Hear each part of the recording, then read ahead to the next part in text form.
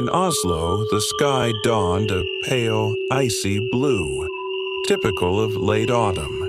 The streets were empty in the early morning hours, except for a few bundled-up pedestrians crossing the bridges over the Oslo fjord. In the neighborhood of Grünerløkka, where colorful bars and shops broke the sobriety of Nordic architecture, Linnea walked briskly toward the tram stop. When she noticed the first anomaly, the air felt dense. She stopped, frowned, raised her hand, trying to sense if there was fog. Nothing. But the sound seemed absent. There was no noise from cars, no bird song, only the faint shuffle of her own feet on the damp sidewalk. She looked around. People walked as usual, but each seemed enclosed in their own bubble, like characters in a silent film. The clock on the cafe facade read, "There was 4:50," when the streetlights shut off abruptly, one by one like candles blown out by an invisible hand, and then the sky changed.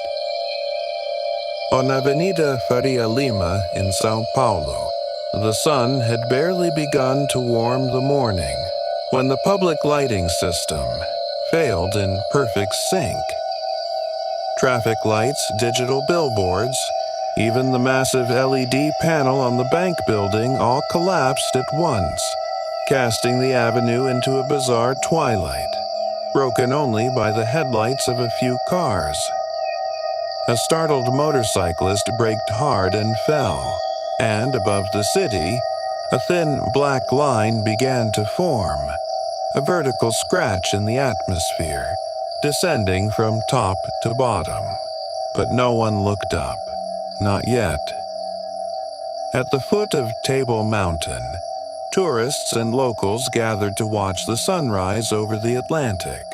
As the first golden ray crossed the horizon, an unnatural shadow stretched out, quickly covering all of Lion's Head. The tourists applauded, confused, thinking it was some spectacular weather phenomenon. But then they realized the shadow wasn't moving with the wind. It pulsed, as if it were alive. And in the silence that followed, dozens of phones failed simultaneously, freezing incomplete images of whatever hovered above the mountain. At Shibuya Station, the world's busiest pedestrian crossing, the crowd buzzed as always, until suddenly the luminous panels began to shut off in sequence, plunging the district into premature dusk. The human flow slowed down like a perplexed organism, unsure whether to stop or keep moving. And then, over the city, perfectly circular clouds began to form. 3 concentric rings, like dark fingerprints suspended in a motionless sky. On the waters of the Yara River, small tourist boats floated peacefully when the surface began to ripple in concentric circles, as if something massive were moving beneath it. A group of rowers stopped, staring at the center of the current, where the water spun in a spiral, sinking slightly, as if the river were a drain about to empty. And then, as if obeying an invisible command, the birds in the nearby trees all took flight at once, leaving an artificial silence hanging over the park. Linnea looked up at the sky, clutching her scarf tighter around her neck as the fog began to form, not rising from the ground, but descending from above in soft, even layers, obscuring the shapes of the tallest buildings. In the distance, over the fjord, a colossal silhouette began to emerge from the mist. Linnea could hardly believe what she was seeing. A structure so vast it seemed to merge with the clouds themselves, with long filaments hanging down toward the icy sea. Her knees buckled, and the only thought she could manage, as the tendrils of that thing gently touched the water, was that the world had somehow ended, but no one had noticed yet. The cold gnawed at Linnea's extremities, but she couldn't move. The gray mantle descended slowly, swallowing the city in thick layers of fog. There, above the fjord, the colossal shape hovered motionless, like a being that hadn't yet decided whether it wanted to be seen. But it was something much closer that caught her attention. A movement. Quick, Linnea instinctively turned her head to the right, toward the back of a glass office building, right there on Thorvald Meyer's gate, the street she walked every day. For a second, she thought it was just a loose cable, maybe an awning being ripped by the wind. But then she noticed the texture. It was a dark filament, long and flexible, its surface smooth and moist, moving with a precision no machine or earthly animal could match. The tentacle rounded the corner of the building silently, like something trying not to be seen. And then it struck. Linnea barely had time to register what was happening. Across the street, a middle-aged man in an overcoat was walking distractedly, eyes turned to the strange sky until the tentacle hit him. There was no warning, no scream. The tentacle pierced straight into the man's mouth, driving through his throat with the speed and delicacy of a hypodermic needle. For one grotesque second, Linnea saw the man's entire body arch backward, his hands clawing at the filament, eyes wide in pure terror. And then, with a wet, muffled sound, the tentacle began to suck. Linnea still couldn't move. The man's body deflated far too quickly, like a punctured balloon, his skin collapsing against bone, his eyes shriveling and sinking deep into their sockets.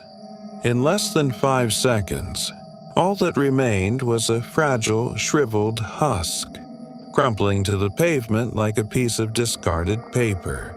The tentacle, now gleaming with the fluid it had extracted, slowly withdrew, vanishing behind the building as silently as it had appeared. Linnea covered her mouth with both hands, holding back a scream that got stuck in her throat, as if it, too, had been sucked away by the creature. She looked around, no one nearby. The other people, less than a block away, were still walking, staring up at the sky, puzzled by the fog, but still unaware of what was already among them. Linnea knew. She had been the first to see it, and deep down, she also knew that this thing hadn't come alone. Linnea's instincts reacted before her thoughts could. As soon as the tentacle withdrew, she spun around and bolted down the street, her hurried footsteps echoing on the wet sidewalk, blending with the muffled, sickening sounds of attacks multiplying behind her. Behind her, new wet snaps spread through the air, each followed by a dreadful silence, bodies being drained, one by one. She didn't look back.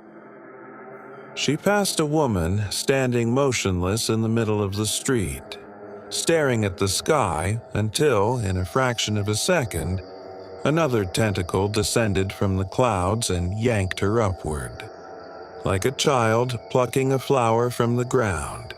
Farther ahead, 2 men finally started running, shouting something in Norwegian that Linnea couldn't understand. But one of them stumbled, and the other was pulled into an alley, vanishing with a sticky, muffled sound. Linnea kept running.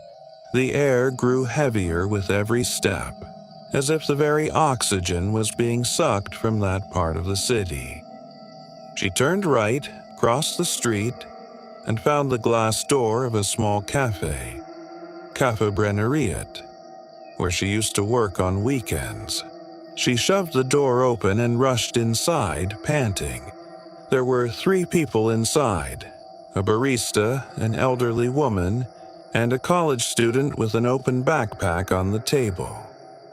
All of them were staring out at the street, frozen. Linnea shouted, and the barista, snapping out of his shock, ran to slide the bolt.